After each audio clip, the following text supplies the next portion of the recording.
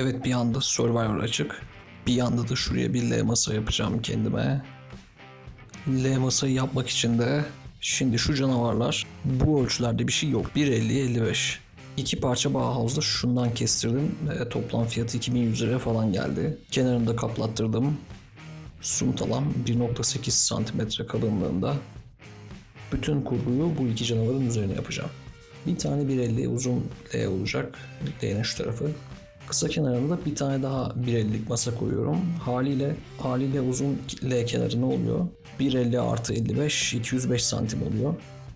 Özetle şunun bir 55 santimi falan şununla birleşip uzun bir gaming alanı, diğer tarafta müzik alanı olacak. L'lerin altını şöyle göstereyim. Bir tane Alex aldım Ikea'dan keson. Bir tane Mickey keson bende zaten vardı. Şu vatandaşlardan aldım kalın ayaklardan 4 tane. Evet, şuraya kesonları koyacağım. 2 tane. Kesonları birleştireceğim orada. Şuradan itibaren 1.50. Buradan 55 santim artı 1.50 şuraya kadar. L çok tatlı bir sistem olacak. Dediğim gibi şurada da keson. Tam L'nin birleşme noktasında. Bu ulaşabileceğim yere, kapaklı olan Alex'e de ulaşamayacağım yere koyacağım.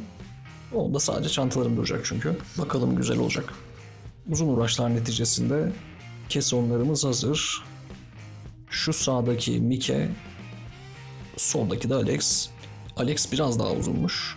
Hatta prizleri rahatlatma anlamında iyi oldu birazcık. Tamamen şansıma, ben ayarlamadım bunu.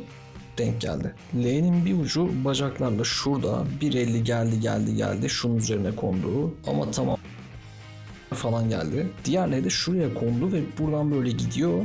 Burada diğer kenardaki ayaklarıyla belki araya bir tane daha bacak atacağım.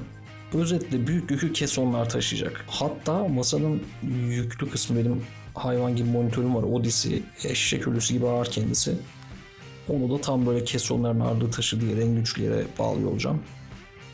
Evet, ufak bir modifikasyon yapmam gerekti. Allah'tan elimde şu tahtalardan vardı. Dekupaj testeresiyle onlardan kestim 70'er santim 3 parça. Sunta vidası ve high-tech yapışkanla sağlamladım onları. Sadece high-tech yeterdi belki ama iyice sağlam olsun istedim. Bir de üzerine sunta vidası attım high-tech'ten sonra. Niye bunu yaptım? Masa bacakları 70 santim ama ayar yapacak yerim kalmadı. Biraz yükseltip su terazisi yapmam gerekiyordu.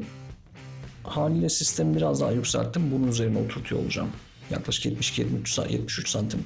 Bahaneyle kesonlar da iyice sağlamlaşmış oldu. Şimdi birinci parça bu. İkincisi de bunun birebir aynısı olacak.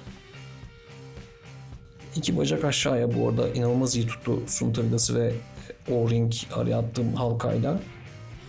Hatta onları göstereyim. Şu arkadaş sunta vidası 2 santim ve hafif kalın. Bir de araya bir tane şu adı O-ring mi bilmiyorum ama işte halka kırık zımbırtı attım. Taş gibi oldu masanın bacağı. Kalın bacaklar Bauhaus'dan Tempo galiba markası. Çok sert. Diğeri de Ikea'nın Adils olanı.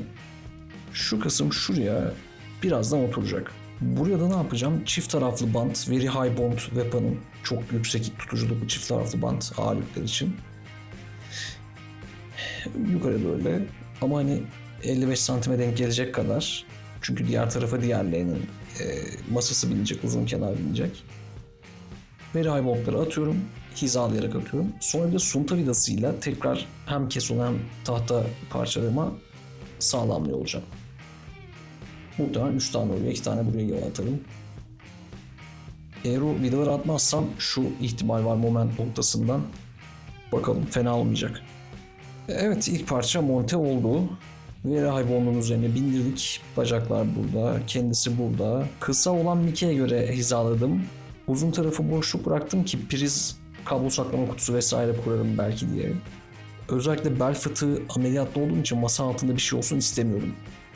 Kablolarım vesaire hepsinin yukarıda olmasını istiyorum. Elimle ulaşabileceğim yerde eğilmeden. Tam şuraya da bir önceki videoda bahsettim. Elim uzansın diye boşluk kalmış oldu Mickey'den.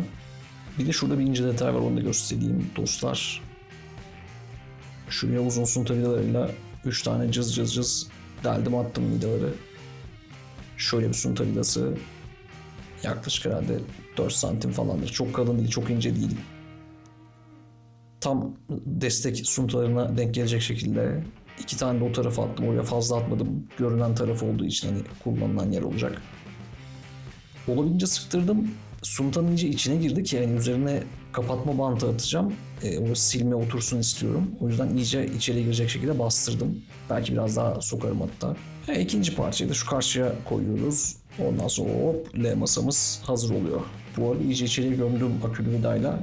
İloş da sağ olsun yapışkanlarımızı yapıştırıyor. Tam silme oldu yani, süper oldu.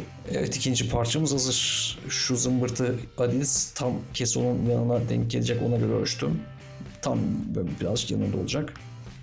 Evet, şimdi veri high montlarımızı yapıştırdık. Masaya oturtuyoruz, sunta vidası atıyoruz ve masa bitiyor. Yay! Bitti. Bir şey diyeyim mi? Çok kitabi oldu. Yani şu Adis'lerin kesonların yanına oturuşu, diğer bacakların duruşu falan, her şey efsane oldu yani. Çok içime sindi hakikaten. 1.50, 55 oradan 2.05, karşıdan da 1.50 böyle. Bu kısa kenarda müzik yapıyor olacağım. Yukarıdan MIDI klavyemi indireceğim aşağı. Bu köşede gaming masası. Durumlar böyle. Şimdi uzaktan çekim yapalım. Tamamen bir do it your own masa oldu. Muazzam oldu. Tekrar bakalım. 1.50-55, 1.50-55. Orada kısa kenar var 55 santim. Bir Mike, bir Alex kesonlar var, birleştirdik.